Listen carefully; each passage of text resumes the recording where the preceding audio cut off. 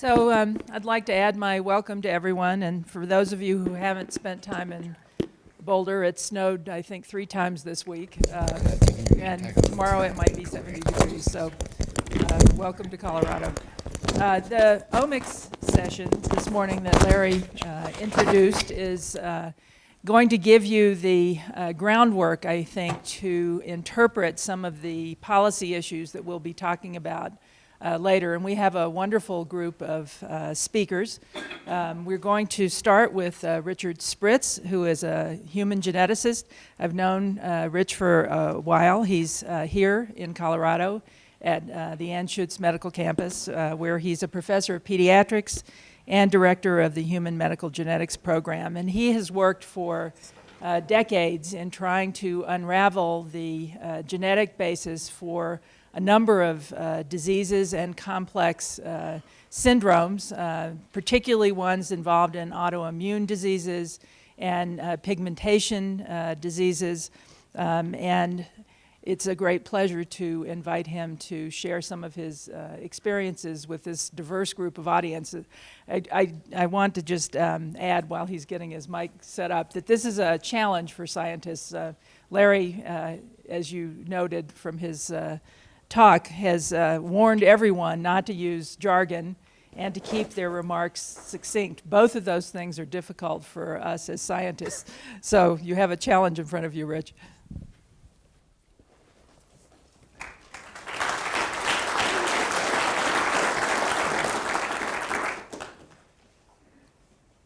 Thank you. I actually wasn't told to avoid jargon, but I will try to explain it. A couple of things. First, just to explain Larry's allusion to using the word MIFT on the way here this morning. I was listening to Colorado Public Radio, and he had an interview about this topic and this symposium, and he used one of George Carlin's famous 7 words that you can't use, and he got bleeped out on National Public Radio. So that's a first. Congratulations.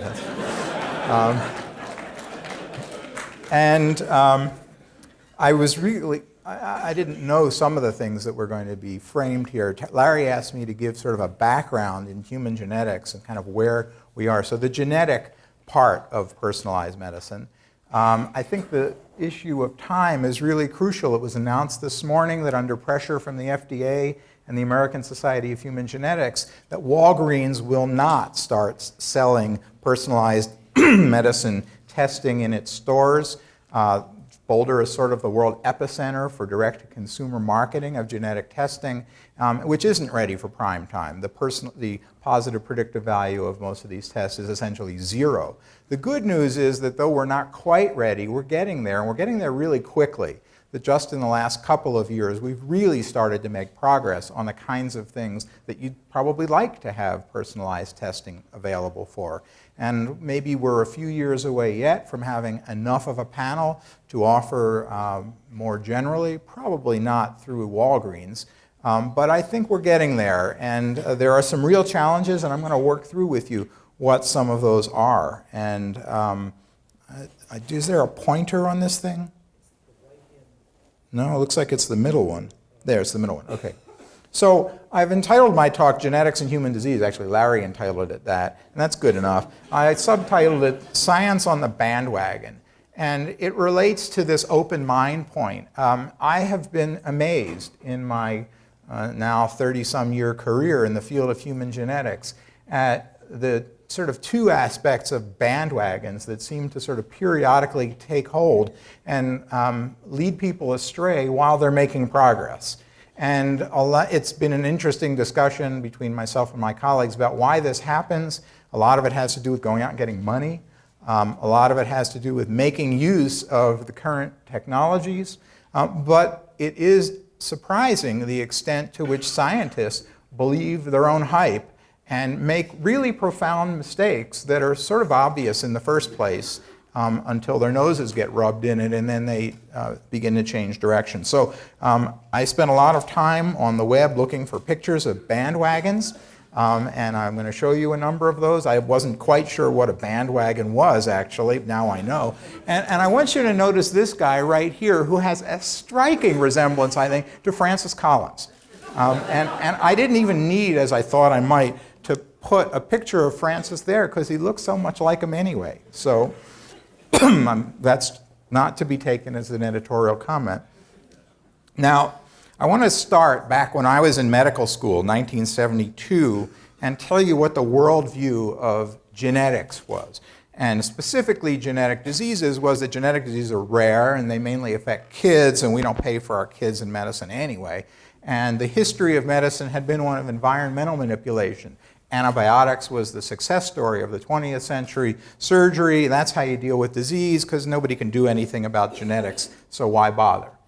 And then, about 20 years later, arguing to Congress to fund the Human Genome Project, suddenly everything was underlain by genetics, and because now we have systematic ways to discover all the genes and all the disease genes while we're at it, and that's going to provide clues to pathogenesis of disease, give us new approaches to treatment, enable gene therapy, prevent disease. So you see the beginnings of the concepts of personalized medicine. And I apologize, I'm not going to be able to stick around very long. I have to fly to Minneapolis this afternoon to chair a personalized medicine symposium tomorrow morning. So this is at a medical meeting. And by the way, most of my talks are given at medical meetings. I have to say I have no commercial conflicts of interest to declare. But if any of you have one that you'd like to offer, I'm very receptive to the idea. So it's S-P-R-I-T-Z. Okay, today I think we have a bit more balanced and realistic view of how things really are, in that we now realize that genes and environment are important. As Larry talked about concordance, I'll have a little more to say. I don't completely agree with everything that he said. I think it's a little better than that. We still don't have any systematic ways to discover environmental risk factors for disease. It's pure trial and error. And nobody has any ideas about how to do it better, really. But we do have systematic ways to discover disease predisposing genes or that can modify clinical course. We can study interactions between these genes at the genetic and phenotypic level, and we can test our hypotheses about gene-environment interactions once we've identified the genes. So we do have now approaches that I think have made a lot of progress, and we're sort of in this roller coaster ride where we're on the downhill trend picking up speed because the rate at which new relevant things are being discovered is ever increasing.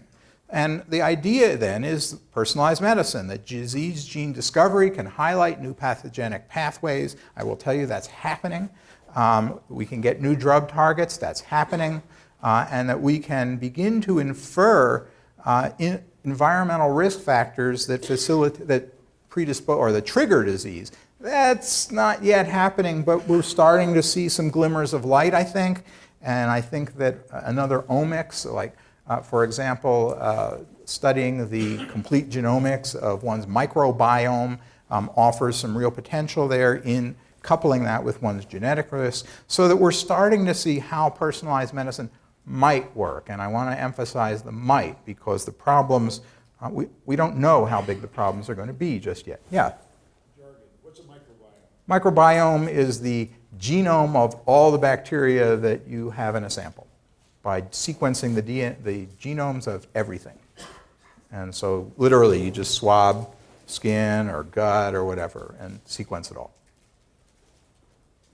Okay, so where are we? Well, so we've already had personalized medicine defined. I don't have to spend time on this. It's optimized individualized treatments based on diagnosis of genetic susceptibilities and diagnosis of what pharmacology is going to work in a given person, and then preventive prophylactic treatment tailored to one's specific disease risk. Again, I'm speaking about prevention because, as Larry indicated, what we want to do is improve quality of life.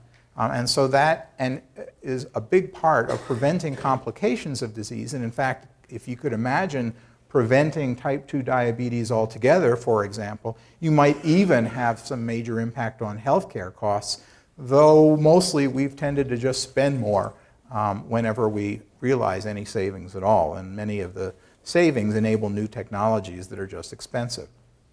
So hunting disease genes, I mean, that's the phase we're in right now. and hunting the specific variants, changes in those genes that predispose to disease. That's the state of the art today, and I'm going to go through how we do that and what the issues are. The issues are incredibly sophisticated, so scientists have this dichotomous capability of having blinders on and sticking on the bandwagon, whereas using incredibly sophisticated, inventive approaches to tease apart problems. And we're doing both all the time.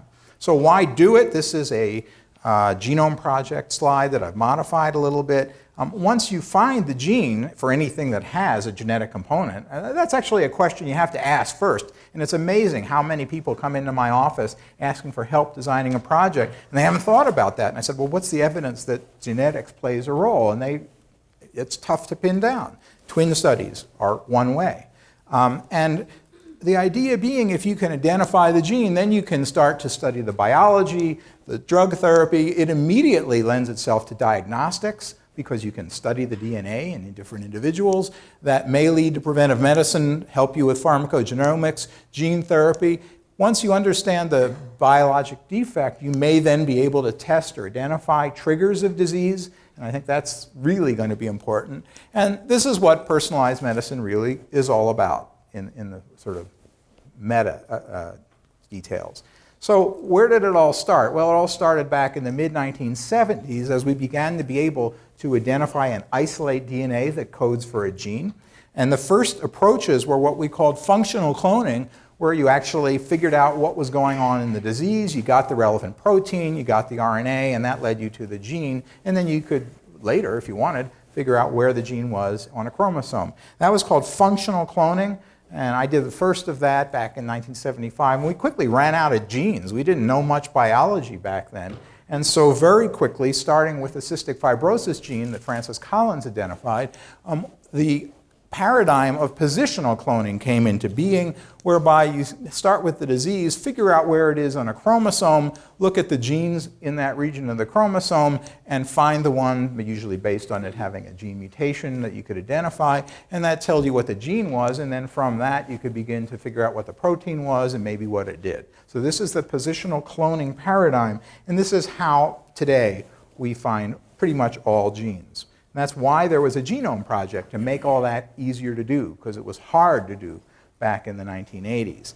And I'm going to very quickly talk about single gene defects, only because Larry talked about them in the flyer for or the abstract or something for this symposium, and then I'm going to dispense with it because we've found most of the genes for single gene defects that cause disease. And this was done, the yellow does, I hope it shows up better there than it does here, no. We use various what are called polymorphic markers to track through the genome and correlate those in families with presence or absence of a disease. That's really how it's done.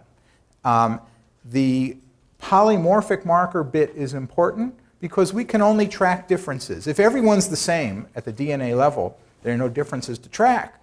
So we depend on these polymorphic markers. Polymorphism means different forms that are just different between different people. And we use those as genetic signposts to track down either across from generation to generation or different people in the same generation, comparing the people that have disease versus non-disease. And this was the first map of polymorphic markers in the whole genome, published in 1987. And it really facilitated this and led to a watershed and an explosion of activity. This is one of the first genes that was identified excuse me, in this way for a disease called neurofibromatosis type 1.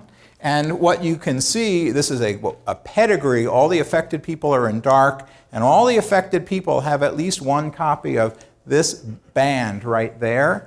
And they may also have this one here, but they definitely have that one, and you do a statistical analysis on what's the probability of that, because that band has nothing directly to do with the disease. It's just a marker for it. And it turns out that in this family, or across multiple families, this was interesting.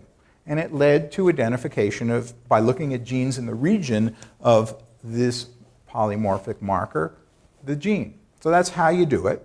Now, I'm going to not talk about single gene disorders anymore because that's not where we are. Today we're working on diseases that are much more complicated. They're imaginatively called complex diseases. Not all diseases, complex traits, height, weight, intelligence, whatever you like, All of these are complex traits. In a genetic jargon, they are polygenic. Multiple genes acting simultaneously in combination are important in determining the susceptibility or the characteristics.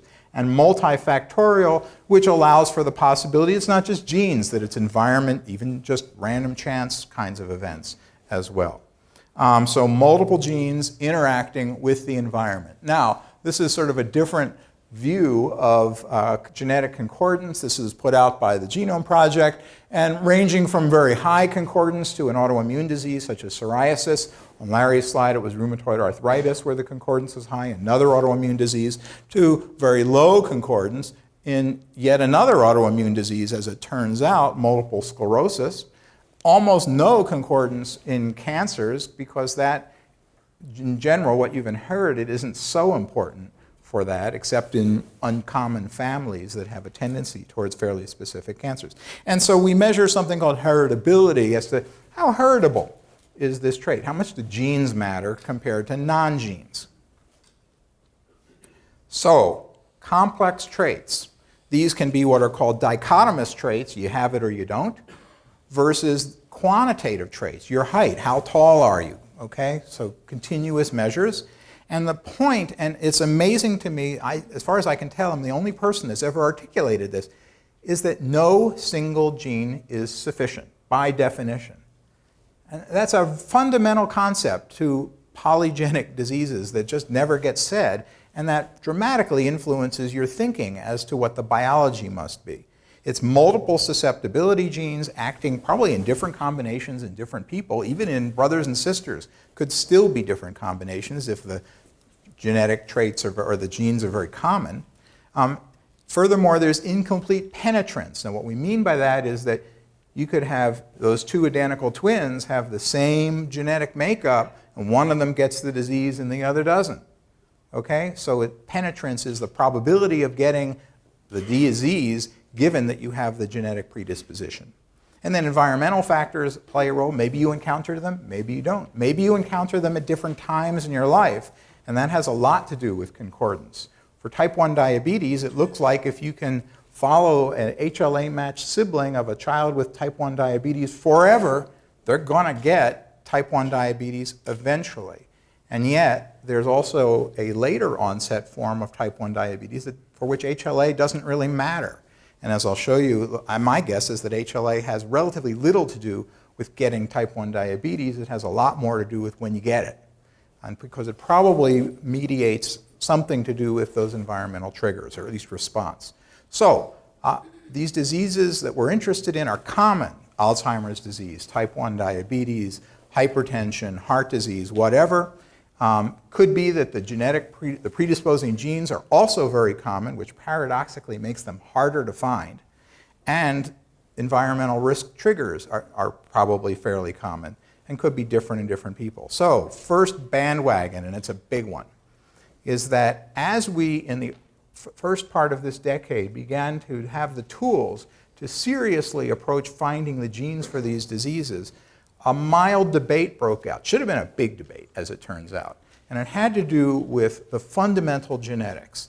And a guy named Eric Lander, who is brilliant but said something incredibly stupid, and I thought so at the time, and it turns out he was wrong, probably, but it certainly was stupid, is that if you have a common disease, that implies a very few, maybe just one, very common, very ancient variant in the population. And I said, why would you think that? It could just be lots of stuff that predisposes in even a given gene. And so, in fact, Pritchard and Cox said exactly that. Yeah, that it's rare variants. It's lots and lots of rare variants that predispose to common diseases. And I said, it's probably both, and it pertains differently in different diseases, and there's probably some continuum for any given disease. And that clearly turns out to be true. The world went down the common disease pathway because, as Paul Feyerabend pointed out, science isn't so rational as we might think, and people with loud voices tend to get heard, and he got heard. Now, why did he get heard? Well, he may have gotten heard because the technology of the time and the rush of the time and was going to be able to take advantage of a common disease, common variant situation, and it was convenient to simply accept that supposition.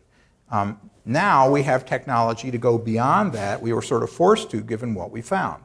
So I'll talk about that. So how do you find complex disease genes? There are what are called hypothesis-driven approaches. This would be to pick a gene of your choice because you think you're smart and you know some biology, and you can sequence its DNA, or you can do what's called an association study. You can compare variants in people with the disease versus without, cases versus controls, and try to find something. Turns out that works really poorly. We are not so smart as we'd like to think, and a large meta-analysis of this kind of study has been done in common diseases where there are enough papers published over time, and we think we actually now maybe know the right answers. And it turns out that 97% of published such studies are false positives. And there's an intrinsic flaw that leads to false positives, and of course we publish our positive results, not our negative results. And so the time for this kind of thing is over, as far as I'm concerned, though there is reason to get back to a modified view of it using essentially whole genome sequencing or large-scale sequencing. And so for the last decade, we've really been focusing more on what are called hypothesis-free approaches, where we just look through the genome and say wherever there's a genetic signal that's for this disease, there's something there we need to look at. And this can be done by what's called genome-wide association, which I'll say more about. It can be done by genome-wide expression, which Larry has shown us. That doesn't work so well as it turns out because you can't determine cause from effect. The nice thing about genetics, when you do a genetic study, is you wind up with cause without any doubt. And you may not know what it is, but that's what you're looking at. And now, recently, genome sequencing, either the whole genome or just the exome, as it's called, the bits that are really inside the genes, which is about 1% of the whole genome. So you can do either one. They both work, and as it becomes cheaper to do genomes, I'm sure that that's what we'll be doing. And I have a proposal in for one of the diseases I'm working on to sequence the genome in 200 patients, for example. I think NIH is going to choke on that price tag, but it is the right thing to be doing at this point. Okay, hypothesis-driven approaches, candidate genes, depends on a hypothesis, obviously. It can be that you know some biology or that you've done some genetic studies that lead you to some positions on chromosomes. And then what you do essentially is compare DNA sequence or something like that in patients versus non-patients, cases versus controls. It works okay for single gene disorders, which we're mostly done with. It really doesn't work for complex diseases. So I got to go through a few experimental approaches. And the one I've showed you what we call linkage. That's that tracing the genes through the family with a family with lots of affected people. And we're not going to talk about that. But that is best suited in looking at genes that have big effects that are uncommon. That's why you have it going from generation to generation. If you get the causal gene, you get the disease. It has a big effect. And it's rare. It's rare enough that you can sort out what's happening in this family from the general population. Resequencing, that is sequencing genomes, probably is going to also work best for things that are rare, because for variants that are common, it's going to be tough to figure out, well, what's relevant to people with the disease versus all the people that have these variants but don't have disease. Okay? So we're focusing for sequencing on rare variants, which is kind of the current bandwagon anyway, that rare variants are important. Again, it's probably a continuum. And what we've been doing for about the last 4 years is what's called GWAS, or Genome-Wide Association Studies, and I'll talk more about that. But that is best suited for finding these common variants that have sort of moderate to even fairly small effects. And this is the technology that came into being the middle part of this decade that I think had a lot to do with why it was convenient to just assume that that's the story. And we've kind of gone beyond that. So what kind of polymorphic markers do we look at? We look at them by a process called genotyping, so that's just distinguishing what the differences are in different people. And we just can, this is called a single nucleotide polymorphism, or SNP, and it's just a single base difference. And you can have one or you can have multiples of them in different regions of the chromosome. Your chromosomes are pretty big. They have lots of SNPs in them. They happen on average about once every few hundred bases. And you can have two on the same region. So here you see a chromosome that's TT, here's CT, this chromosome is CT, and this one is CG. It has a second SNP on the background of the first. And we call this reading of multiple SNPs along the same region of a chromosome a haplotype. And that's important because it gives us much better ability to distinguish people because you have more combinations. Okay? So SNPs can be in genes or not. They can cause disease or not, mostly not. But they work nicely for being markers that we can track in families or compare between cases and controls. Over about the last 4 years, there was something called the International Hapmap project, which was an attempt to map out most of these SNP haplotypes in different populations around the world, mostly in Caucasians, because we were paying the bills, but in other populations as well. So the data are a little thinner for other populations, but they're there. And these sections, it turns out that these groups of polymorphisms tend to evolutionarily stay in clusters. They don't get completely sorted out every generation. And we call these haplotype blocks or linkage disequilibrium blocks because the tendency for them to stay together is called linkage disequilibrium or LD. And so again, these have really been mapped out in many different populations. And interestingly, these blocks tend to be smaller in African populations because they're more ancient than non-African populations. So there's been more time for evolution to break them into smaller bits. Another current bandwagon is something called copy number variants, CNVs. I'm going to ignore them. I ignore them in my research because they're frankly not very useful. And a very big study recently argued that they're not very important for disease, or at least common disease. So yeah, these are mostly just chunks of the chromosome that are missing, deletions.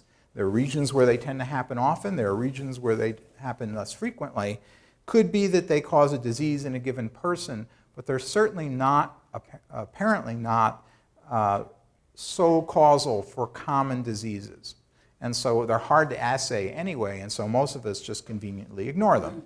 But it is a bandwagon at the moment.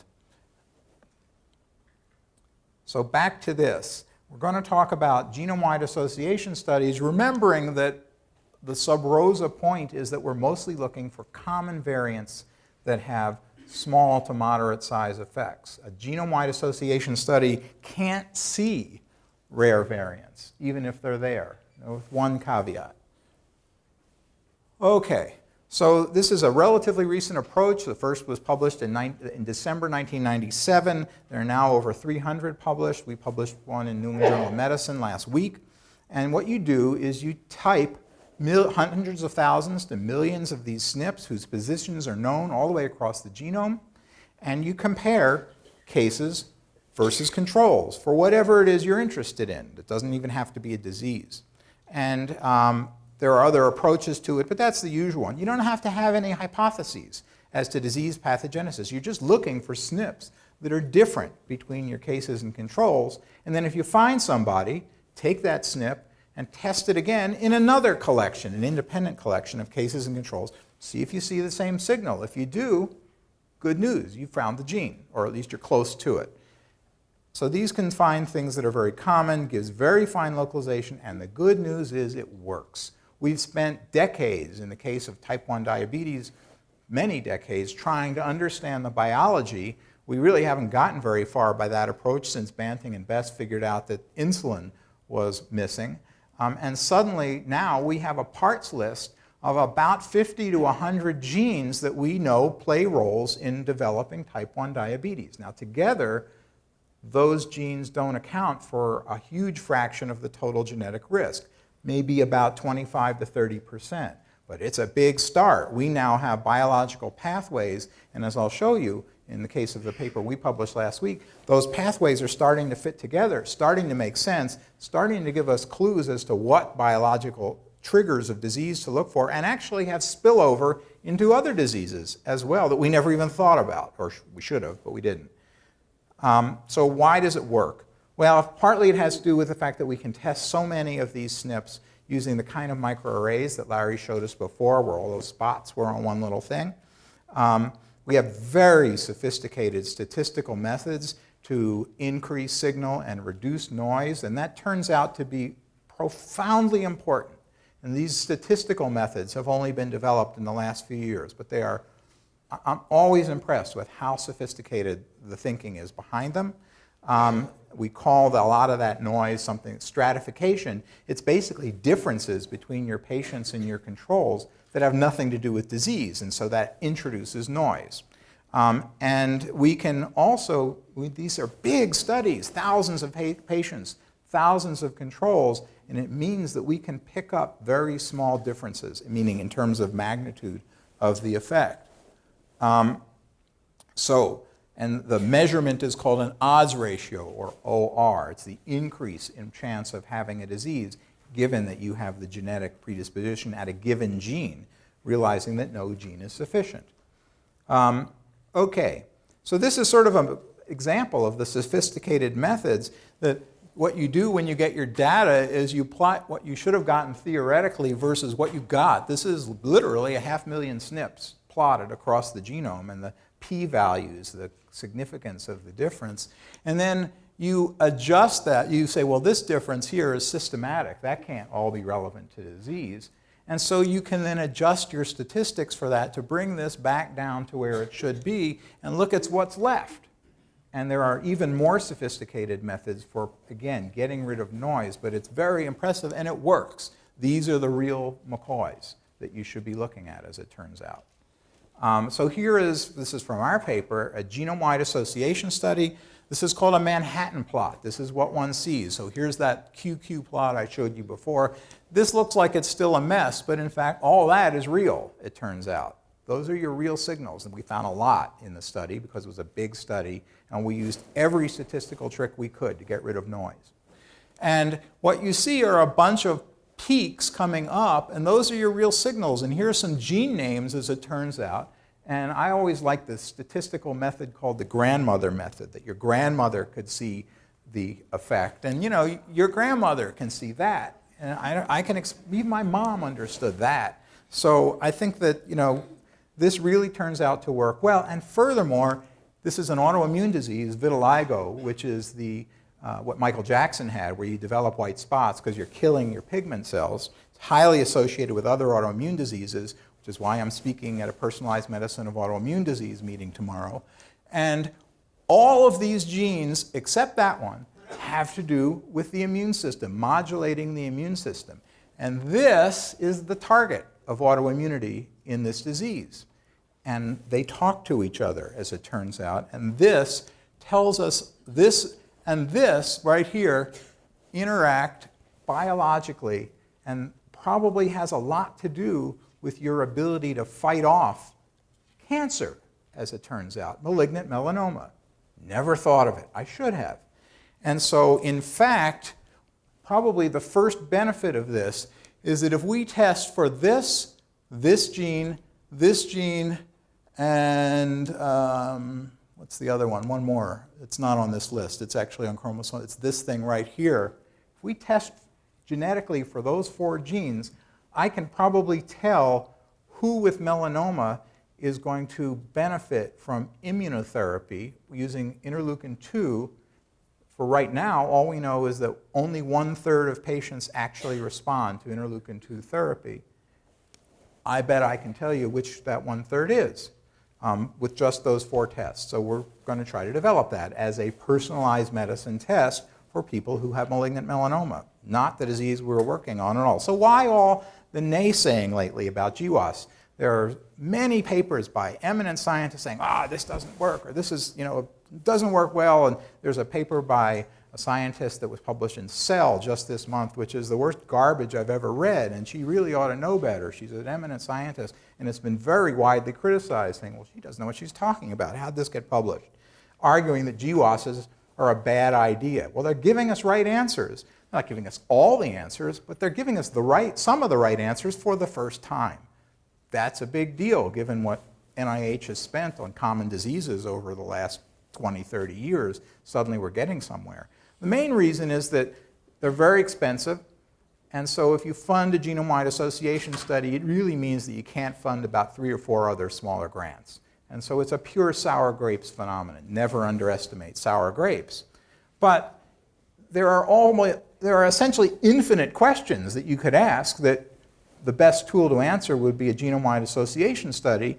And so the prospect is this could go on for a long time of people not getting their grants funded because people are asking and answering interesting questions using this GWAS tool. However, mostly GWASs are finding genes that have, or variants in the genes, that have relatively little impact, small incremental risks. And people are saying, wow, we can't do anything with that. You know, that's not enough of a risk to pay attention to, and if you add them all up, maybe it only accounts for 10, 20% of the total risk of disease. Maybe half the risk is genetic, so maybe it's a higher fraction of the genetic risk.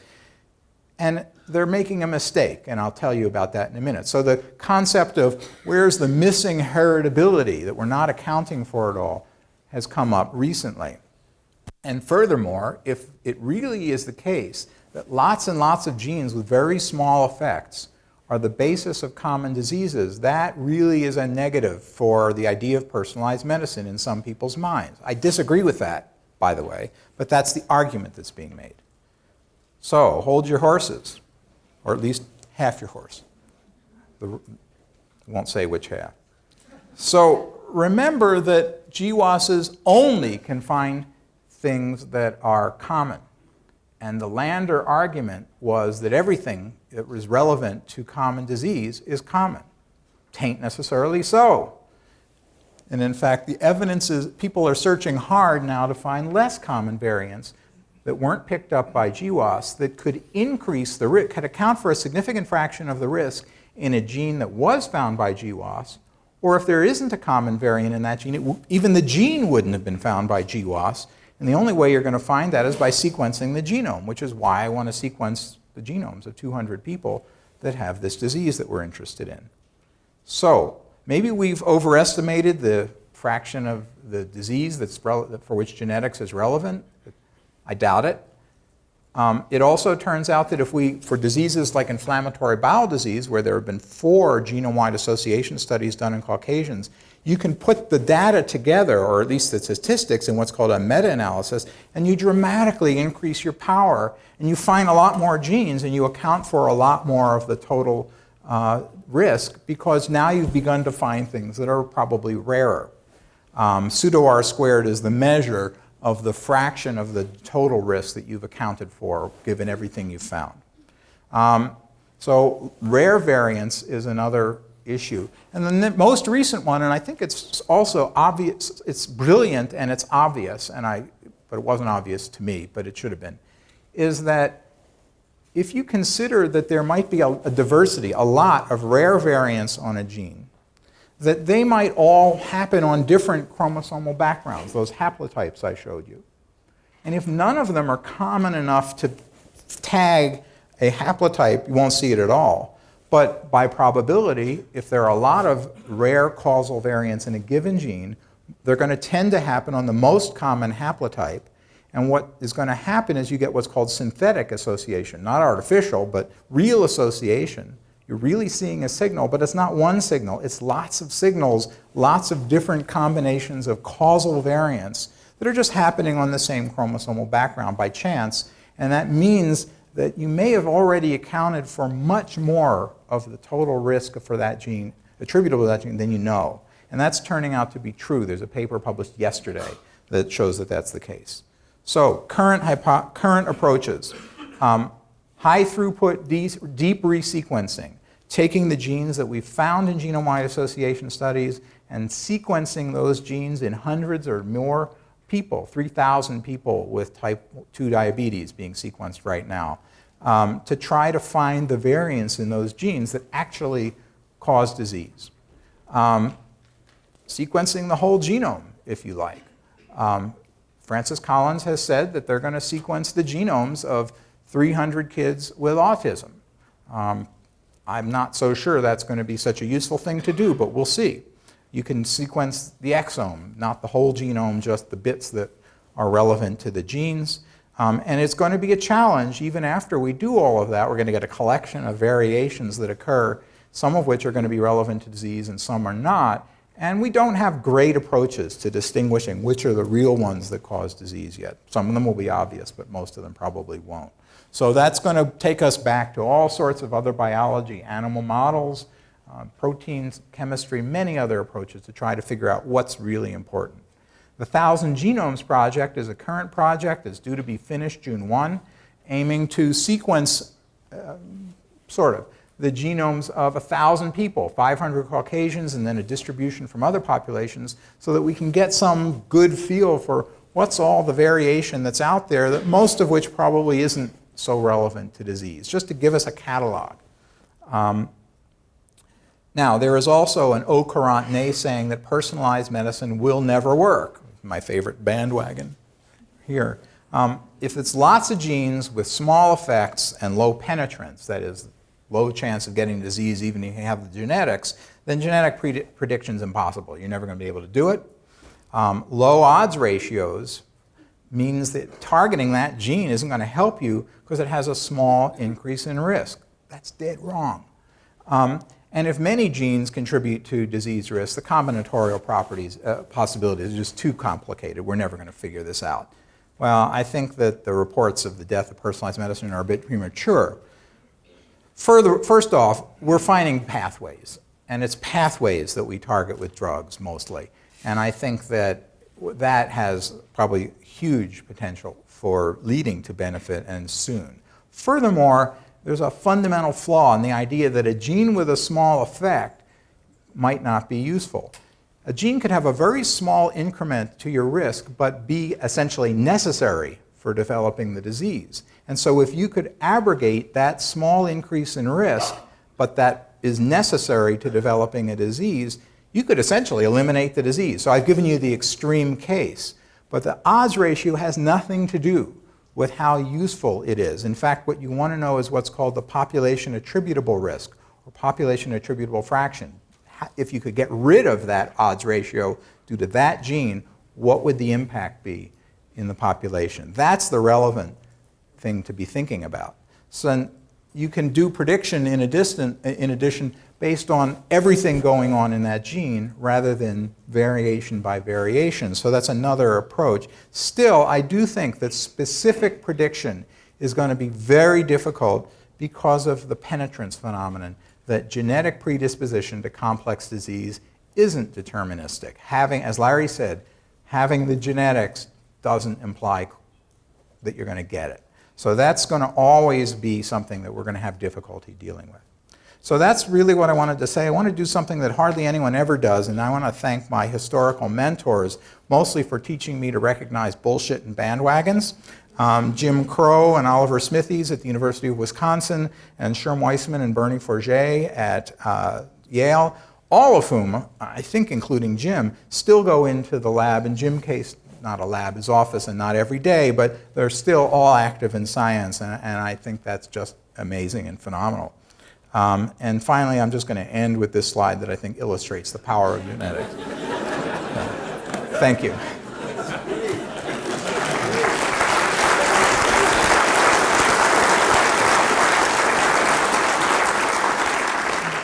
Do we have time for questions? Yes. Yeah. Rich, a very good talk. I enjoyed Thanks. it very much. I'm an internist and interested in science for sure. And you're terribly disadvantaged by us in medicine because when you think about a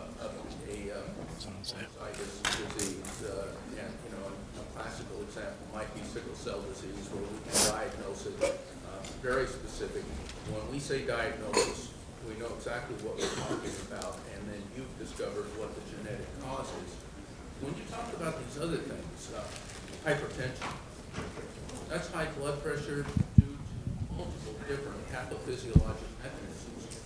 Diabetes, high blood sugar, multiple different pathophysiologic mechanisms. So it seems to me that part of what we should be doing when you're going through this process is to try and figure out within these pathophysiologic abnormalities, what are they?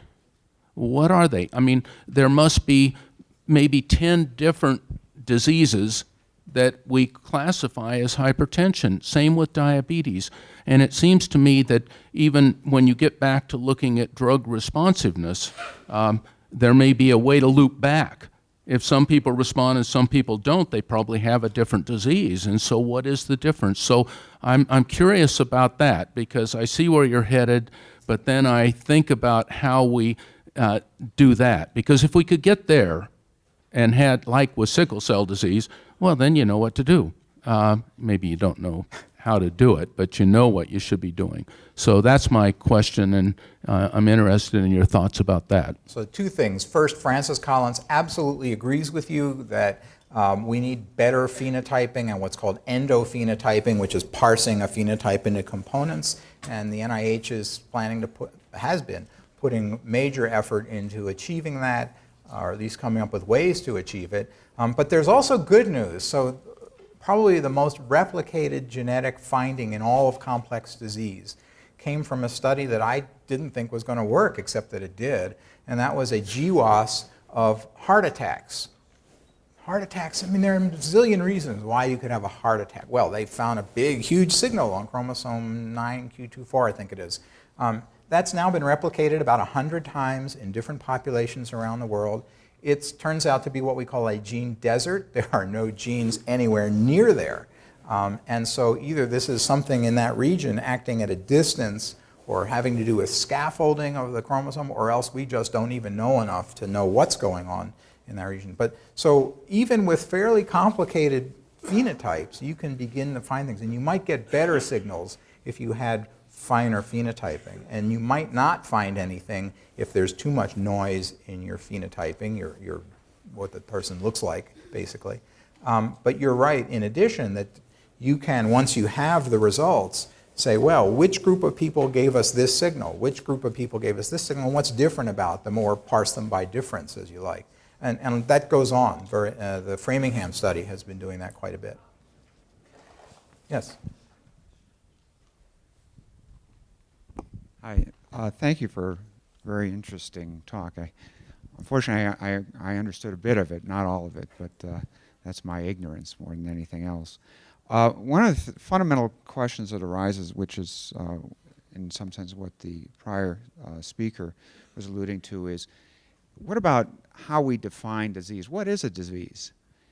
Are we now beginning to, do we need to rethink what we think is a disease? What are the markers for a disease? Isn't a disease, in a sense, something that impacts my life in some fashion, my capacity to move forward? How much of that is related just simply to aging is another issue.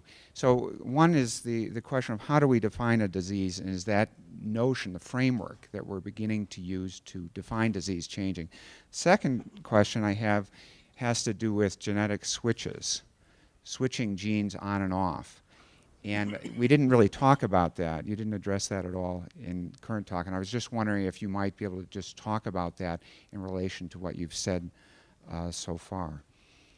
So the first question, I think, is best to answer operationally. What is a disease? I think a disease is that for which people go to the doctor. Thus far, we haven't defined, and that's not glib. I think that is probably the best way to do it. And humans are pretty good at demanding attention when they want it. So far, we haven't defined aging as a disease, and I think that to do so would be a social decision that would be a very big step, because, so I'm not speaking about the decrepitude of aging, that upper part of what Larry, in that box that Larry showed. I think that we should approach the decrepitude of aging, which is a disease. But the aging process itself, senescence, I'm not so sure that we should. That's something for us to think about before we would go there. With respect to molecular switches, the genetic approaches that I'm talking about are completely agnostic to what a gene does. It could be a molecular switch, or not. One of the genes we found turns out to be a switch. And it's probably very close to the environmental trigger. It probably triggers the immune system in the immediate response to bacteria in the environment of a cell. Everything else happens downstream of that, and most of these are proteins involved in doing immunity. So we find them all, regardless of what they do. And even if there are no genes at all in the region, as in the case of the heart attack locus. We have time for one last question. Can I ask a quick question about, could you give some perspective on the cost? You said it was expensive. For example, if I'm diagnosed with melanoma and I want the genome-wide scan. Well, a genome-wide association study of the type that I talked about that is aimed at finding the genes de novo has no applicability to individuals, and in fact, we don't give any information back to the people who participate. We're prohibited from, and that would be a kind of personalized medicine that we're just not in the position to do yet. We don't know how. I think that as we move forward, taking the fruits of that to specific kinds of diseases, they do package panels of tests into panels, and it doesn't seem to matter how many tests you get. It's about $500 a crack, or $300 to $500 a crack, whether you're tested for one thing, like a cystic fibrosis mutation, or 100 or 1,000 variants simultaneously, because you can do an awful lot of tests on one of these chips simultaneously, millions. And whether you do 1 or 1,000,000, it's all the same price. I do think in the very long run, I don't know how long very is anymore, that newborn screening, so this is sort of heretical but obvious, is that newborn screening is going to become sequencing the genome. And that instead of spending whatever, $10 to get a half dozen or a dozen tests, we'll sequence the genome for an equivalent amount of money. I do think it'll get to that at some point.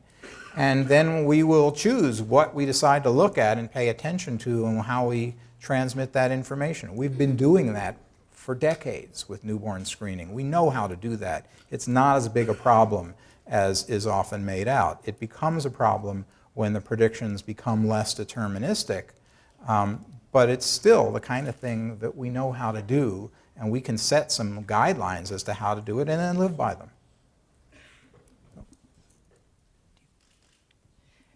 I don't know Thanks, how to Rich. get unwired here. Oh, I had to stay away from the water, though. There's so many wires.